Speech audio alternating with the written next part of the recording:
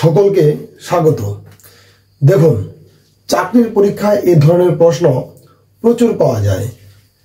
প্রশ্নে বলা আছে 200 থেকে 400 পর্যন্ত 5 দ্বারা বিভাজ্য সংখ্যা কতটি?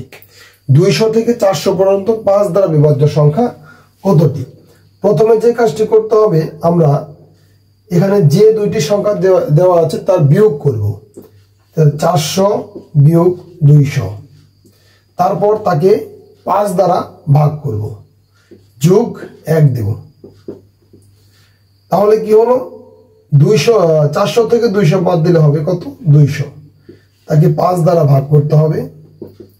যদি 200-কে 5 দ্বারা ভাগ করি তাহলে তার ফল হয় 40 যোগ 1। তাহলে ফল হলো কত আমাদের? 41। আনসার 41। যদি এখানে 100 থাকে আর এখানে 200 থাকে, তাহলে এর ফল কত হবে আমার কমেন্ট বক্সে জানাবেন। ধন্যবাদ।